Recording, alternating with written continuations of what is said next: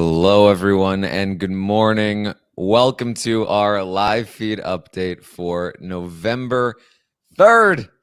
I'm your host, Taran Armstrong, and I'm here today to update you on everything that happened yesterday on the Big Brother 25 live feeds. It was day 93 in the house, and we had an eviction, we had an HOH competition, we had nominations, and we even guessed some numbers. So we're going to go through it all here on today's update. And with me to talk through all of it is Pooya. How you doing, Pooya? I'm good and sad. This is obviously most likely, definitely our last live feed update of the season together. So it's always a somber moment, but also I've been ready for this to be done, Taran. I've been ready. We are but less than a week away, and it's finally coming to a close. So for one last time, we're going to give it a go. Yes. Of course, there's not like a lot here to go through, but we saw last night that the eviction went down as we expected. There was not a lot that's going to change here prior to the eviction, but we ultimately do see that Suri goes out here with hey, only 2 votes. You know, still not a lot of votes cast against. I mean, in her career, not a lot of votes cast against her. Yeah, it's incredible. yeah, exactly. And we get the very important HOH competition that you know Bowie Jane, who has now won. This is so. I'm pretty sure like all of these comps have been basically the same, right? Like Yeah. that Bowie has won. She's good at these, and Felicia has historically not been amazing at these. I guess not exactly the same, because the thing that I mentioned last night was that like the first one that was down to her and Felicia was something that they studied, and this was more of a like in the moment find the stuff kind of thing. So we do see that that Bowie takes the length of not being nominated record from Derek, and is now the final 4 HOH. In the history books, Taran, she found her way into the history books, regardless of the outcome. Now, I know you weren't happy seeing this go down, surely. You know, there weren't a lot of people that were happy. I have seen some clips of the lack of enthusiasm from the audience, for sure. Mm-hmm.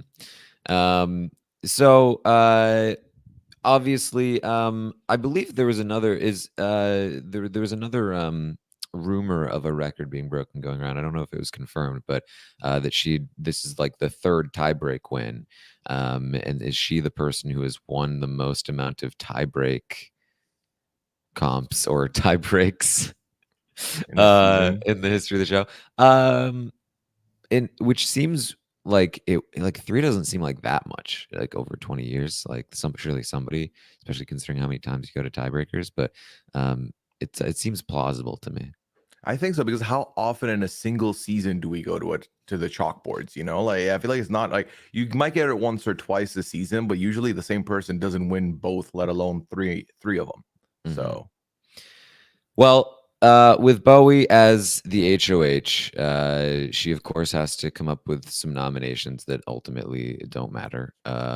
So, but you know, they sometimes do matter in the sense that they can annoy people or you know, kind of show your hand.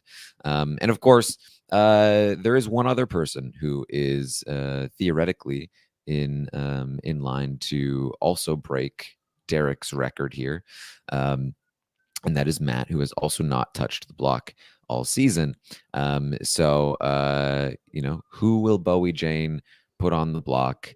Well, of course, we know who she's inclined to put on the block or not put on the block, and so this is where a scheme is hatched.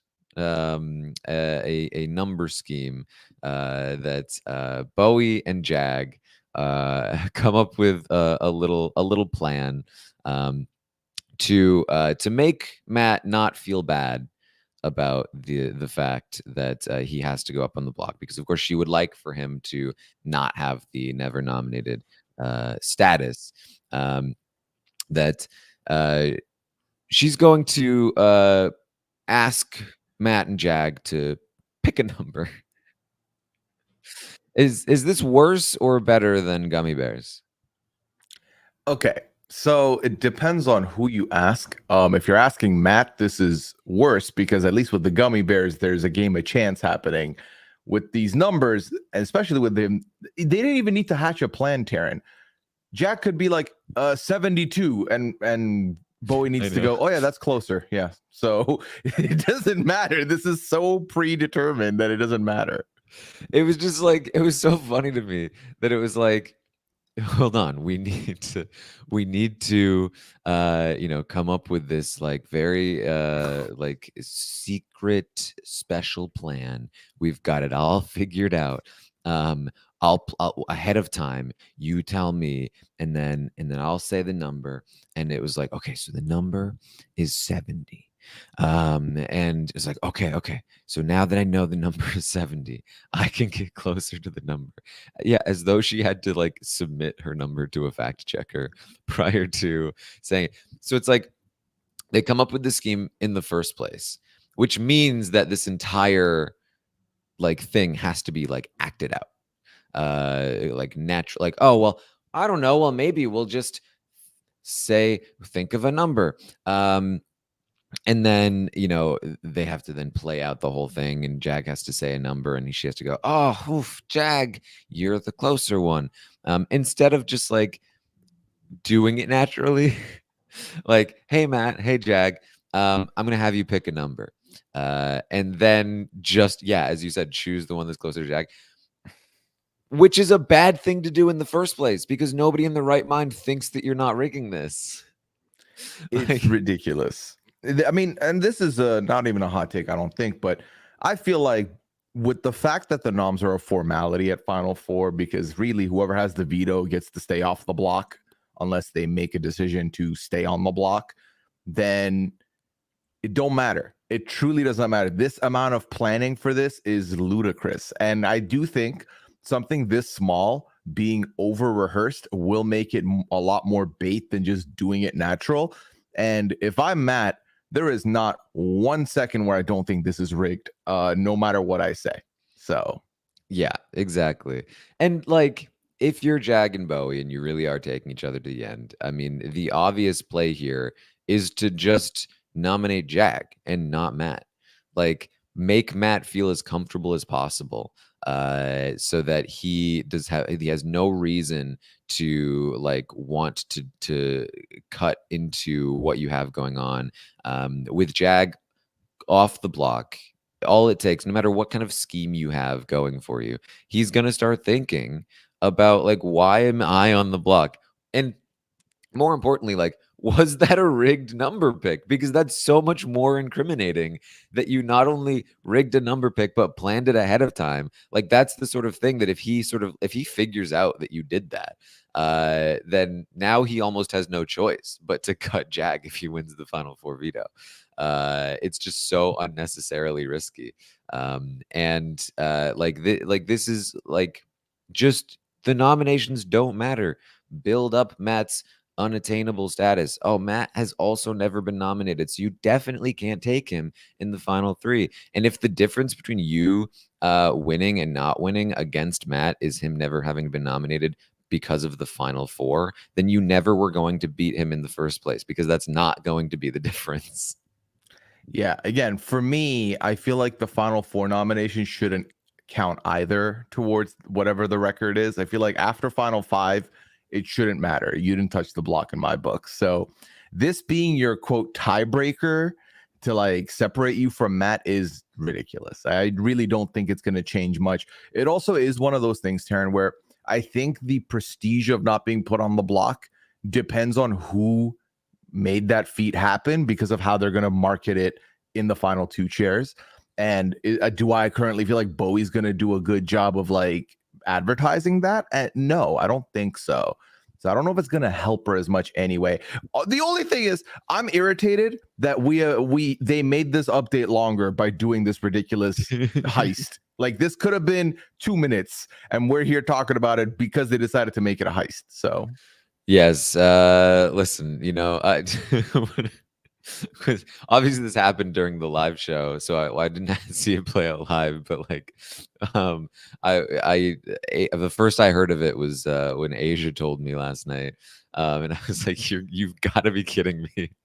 She was like, "No, Jag came up with this whole thing," and I was like, "This guy." Like, this is his master plan. Like, this is so grade school. It's so grade school Derek Levasseur too. So anyway, this happens. Nominations happen. Of course, they're not going to give Felicia anything. She's, by herself, talking to the cameras about how nobody's even talking to her, and they'll probably not talk to her until they send her out the door if they can.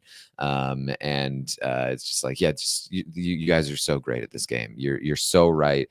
All you need to do is just play by yourselves. Just the three of you. And completely ignore other people in the house, and then you can pretend like you're Derek Levasseur, and then everything will work out. Okay, so I've been very much against this ludicrous plan to ostracize and mess with Felicia's head for, again, no reason. Y'all have won all the comps. There's no reason for you to treat her this way. Taran, she made a whole dinner last night. She made a whole fried chicken and mac and cheese dinner. I don't care if you're my enemy. If you put fried chicken and mac and cheese on my table, I'm hanging out with you all night. I'm being nice. I just don't understand it. I can't do it. I wouldn't have it in me. This is too evil for me. All over the place. And I mean, we've been talking about, like, I think one of the biggest questions that's been asked of me the last couple of nights from people is like, is it that bad? Like, is it really all three of them too? Like, surely, like, because, I don't think a lot of people are like fully still engaged in watching all of this. Yeah. And like, especially because there was such a narrative early on in the season, certainly one from the show, that Matt is this like nice guy, that Jag is this like nice guy, and it's like, oh, this is just normal trash talking, right? And it's like, it's tough, and it's annoying to have to be the person that's like, this is not normal. Like, if for any other reason than self-interest, nobody behaves this way. Like, you talk to people, you try to get their vote. You don't, like, at the final 5 and final 4, alienate them and just try. Like, it doesn't happen this way. Like, at least it hasn't in a long time. Like, even at the end of Big Brother 19, you had Paul sort of like gaslighting people, sure, pretending like he had nothing to do with, like they had nothing to do with sending people out, but not isolating them like they were in the beginning of the game. You know what I mean? Like, there's way less strategic point to it, and they've given up on any sort of strategic justification as well. They fully are just trying to like ignore, and Matt even at one point is like, yeah, she still thinks she's playing. She's not playing. Is she in the house? Yes. Is she competing in the same comps as you? Yes. Hell, she might be playing harder because she has to play with complete silence with no one communicating with her. I think that is infinitely more difficult. Taran, you and I spoke about this while we were watching the Pressure Cooker this season, where we were like, yeah, the silence would do me in. I need noise. I need conversation to keep active. And they're cutting her off at the source. They're not letting her get any words in, which also, again, like you said, the fact that we're at the Final Four and this is happening, do y'all not realize that it can come down to one vote at the end? Do you really not want to, schmooze a little, kiss some ass to maybe get a vote thrown your way if it falls down to it? Now, obviously, I've seen some conversations happen. Like, I saw Jag trying to communicate with Felicia a little bit last night, but it don't matter. It don't matter. 3 minutes is not going to make up for 72, 96 hours of complete just mess. It's poor. Yeah. And so, of course, listen, there's more trash talking that happens, more talk about like, hey, Bowie, you need to be the only other woman, the only other female, to win a veto this season. You can't let Felicia hold that title with Blue. That would be the worst. That would be the worst thing. And Bowie's like, yeah, I should be the only other female with Blue to win a veto this season. That is my destiny. Only I deserve that, not any other female. What was the word they used to describe women, Taran? One more time. Uh, It was too much. It's too much. This is too much. Yeah, again, this pettiness makes no sense to me. They're lucky that this piece of footage doesn't get leaked into the jury, because it would only sour people. So, yeah. So obviously there's not a whole lot else. We're just waiting for the veto here. And it's more of the same, more of everything that you've been seeing. I said this last night. There could be a chance for Felicia, the faith of a mustard seed here. If there's been basically, I think, one Final Four veto comp in the last 6 years that has been remotely winnable for her, and that happened last year. So that could either be like, sorry, you missed yours, should have been on last year, or it could be the start of a new trend in the Final Four vetoes where they stop them from having to do these like massively physical things in order to answer questions, and instead can just kind of like do them. So if that's the case, then we'll see. But for now, that is where we are. I think the assumption would be that if Felicia won, she would be cutting Jag, who and listen, she's only there by his will. So it would be pretty funny if that happened. that would be hilarious. Not for my draft, but otherwise hilarious all around. Yeah, Taran, this is my issue. We're 94 days into this season now, and I feel like everything we've seen from the comps, I mean, you talked about it at the beginning. Bowie Jane has won the exact same comp 3 times this season. Jag has won the exact same comp 3 times this season. My feeling is if this comp is remotely similar to any of the ones they had won, just call it curtains. We don't even need to go through it. The hope, the little bit of optimism we're leaving out there is hopefully it's the same Final Four as last year. That could be a game changer. That could be equitable for a Felicia like upset, which would be great. However, and yeah, Matt won the same comp twice. So basically everyone who's won a comp multiple times has won the same comp, just in different theme. So let's hope that we don't get the same comp. Or if we do, let it be the what was it, the golfing thing that Felicia won? Let it be that. Crapshoot, yeah. Yeah. And like I mean, I want to make it clear. Like I think that the 3 competitions that Bowie won, they're fine. Like I mean, anyone could have won those. Yes. Truly, those are fine. You see Felicia do well at one of them, not do well at another one. Bowie has to win a tiebreaker every single time she plays in one of these. She's tied with 3 different people. She seems to be good at this, but like she's not unbeatable by any means in these competitions. In the same way that Matt or Jag would be in other competitions. I would still like to see some variety in their quizzes, but I'd still even prefer this to way too many days competitions. We've seen in the past, particularly like in Big Brother Canada, that if you have too many competitions that require studying, you can sometimes get people in the game that fail to study, and then you'll get the same result over and over because they're just so far behind on studying. And so what it seems like is that Final Four veto and the Final 3 HOH Part 3, those are basically the only 2 competitions in the entire game now that require knowing your days and knowing like all of the stuff that you've been studying. And that's what Felicia has been preparing for a very long time. So obviously Matt, Jag, and Bowie have all been preparing for it as well. They certainly have at least an equal shot at winning, even if there's no physical component. But that mustard seed. I don't know. We'll see if the faith prevails. So they did the noms last night. Looks like veto's going to happen this morning. Mm. I'm not going to ask you for a prediction because that might be a sad answer to hear, but we'll find out tomorrow morning who won the veto on the Yes, update. and of course, Jag losing that HOH, like Jag has not won a booth comp yet, and he basically needs to win one in the final three if he wants to win the game, assuming it's him versus Matt, or basically hope that Bowie beats Matt in a part two or something like that.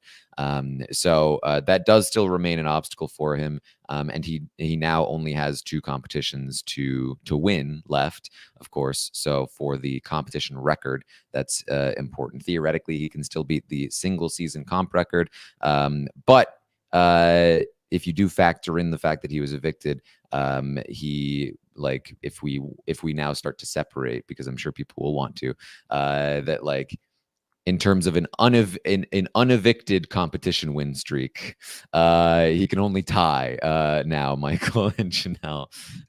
So who knows? But that is also on the line here in this veto competition. Plenty at stake. Doesn't feel like it, but there's plenty at stake here.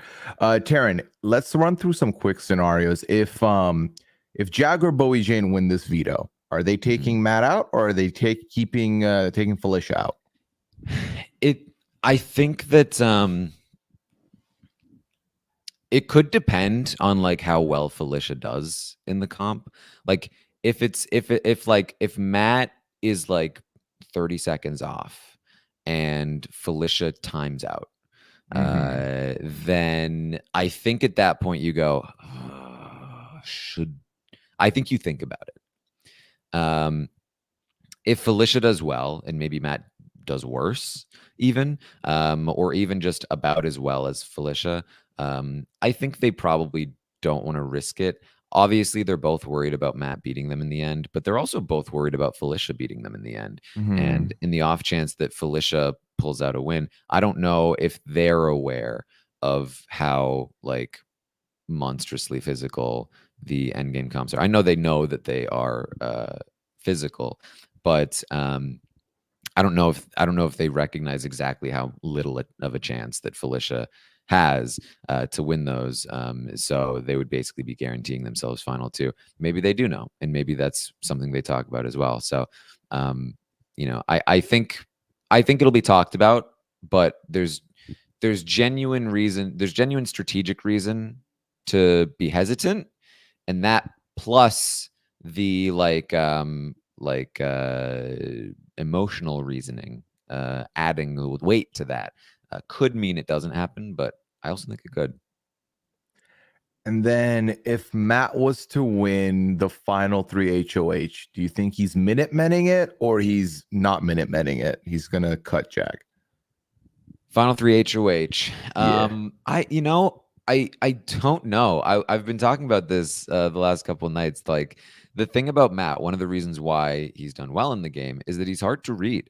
And like last week when we've been talking about it on the update, and I guess this is a good time to sort of reiterate it here. But like I've been saying that Matt has been talking to both Suri and Felicia about how he knows Jag and Bowie are going to take each other, and it felt very genuine. It felt like genuine observations and genuine potentially fear of them doing so. And then we got confirmation of it in the episode that like he is worried about this. And the only reason he didn't push back on the Suri thing is because he recognized that he didn't have the power in that position, that they could do whatever they wanted anyway, and he didn't want to suss them out. And so, when I say only reason, it's probably not the only reason, but like it's like that plus like everything else, like because he maybe could have made a difference, but pushing might not have been worth it for him. So the question is like, what does that amount to? What does he do about it? And we haven't heard in the diary room what his thoughts are on that. He has thought about cutting Jag in the past, both at Final Four and at Final Three. So I think like emotionally, he's probably more prepared for it than Jag is. And so like in that sense, it seems like even at the Final Four, I could see it potentially happening, let alone at the Final Three. But then you have the fact that he's like giddy at Felicia not winning the Final Four HOH, which could be because he's been genuine about being worried about Felicia beating him in the final two, which I think is probably the case. And there's also like an answer that's like, okay, well, he just doesn't want Felicia to win the final four HOH because that makes it a lot more likely that Jag or Bowie cut him if he knows that Jag or Bowie are taking each other. So it's hard to say. I think that he also feels comfortable beating Jag in the final two. So honestly, if anything, I think it's more likely he cuts Jag at final four than at final three, even though I think he's capable of doing both.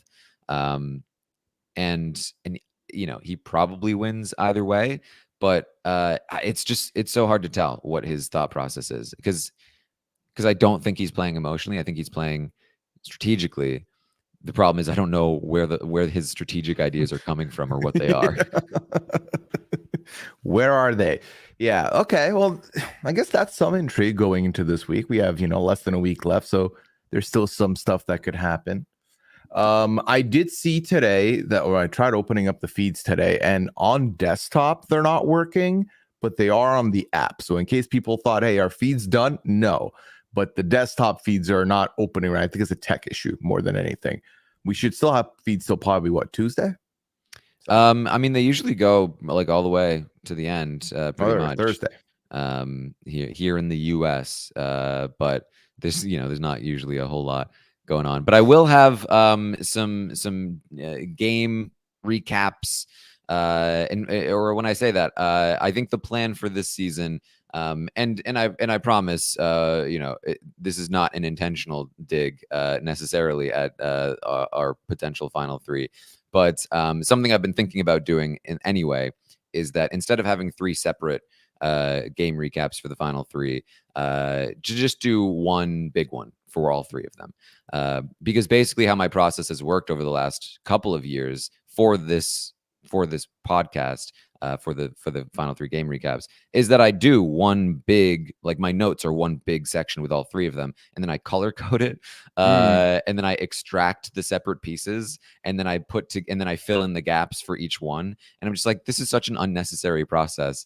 I end up repeating a lot of stuff in each one to the point where I get tired of it, and I feel like, if you're a listener, you're like, I'm going to pick the one I care about the most, rather than have to listen to the same events 3 times. So I'm going to try, it's an experiment. I'm going to try just going through with one, 3-person narrative while still picking out the parts that are individual to the final 3 and giving summaries at the end to each of the final 3. So that's the plan. And then that'll probably be like, I think Monday or something, to give some time before the finale for you to listen to it if you want, and then we'll continue on Sunday night episode. Taylor's going to be on it, so worth watching. And then Tuesday recap of the recap, Thursday finale, and there will be one more roundtable on Monday. Updates throughout, and then the final 3 game recap is on the way. So tune in for all of that. Anything else, Pooya? No, but if y'all thought you could skip the Bowie Jane game recap to just watch the other 2 or watch one, you're stuck with all of them now because Taran's putting them all in one update, so you'll enjoy that. Do you think that'll be longer than 3 hours, 2 hours, 2 hours? For all 3 of them? I have no idea. Well, if I tune in at 3 p.m. and you're still there, I'll know it was a long one. I will say the only missed opportunity doing this is that I can't have a 27-minute Bowie Jane game recap. That thumbnail and runtime would have been funny to see for sure. Yeah. All right. Well, of course, you can find me over on Twitch or on Twitter or on Instagram. I went climbing over here with Chappelle, Asia, and Lisa, and my friend Brendan. Coach Taran, I saw that too. It was fun. It was very fun. They enjoyed themselves.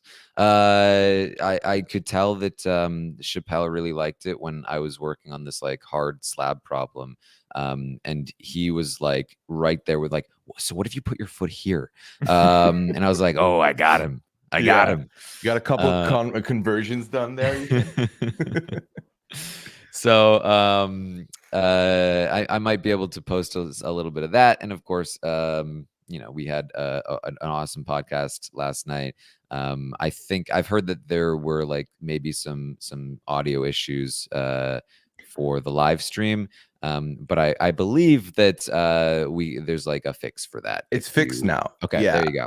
Yeah, on the live show last night, there was a sound filter on that was filtering out the audience. Sometimes it would impact the mics, but I checked it out this morning. They've remastered it. Audience noise is there. Podcasters, alumni, you can hear everyone crystal clear. So it should be all good to go now. Yes. I really thought it was a really fun podcast. So many great, funny people up there on stage. And it was a really cool moment. So if you haven't checked it out yet, the audio is good now, or if the audio is ruining it for you, maybe give it a shot now. A lot of people last night from the crowd were like, that was so fun. So hopefully that translates for you guys, but it will. I was up watching it at 1 a.m. and it was a good time. Also, if you wanted to see the draft wager play out, Amon ate slop on stage, and that was delightful to see. I did have some of it. How was it? It honestly, it wasn't bad. Okay, it's totally fine. You understand, like, if it was all I had to eat for an entire week, yeah, I would hate it. But I could easily eat it as just like a meal, like once. 2 bites should be fine. Yeah. All right. Well, y'all can find me on Twitter at Pooyaism, on Twitch, twitch.tv/Pooya. I'll be live tonight at 10 p.m. You know the usual vibe, so come through for sure. Traders Canada has been a lot of fun with myself and Scally. 90 Day Fiance has been a good time. And Masked Singer with Liana took a break this week because of the World Series, but we'll be back next week to do that once more. All right. Well, thank you all so much for joining us here today, and I will see all of you next time.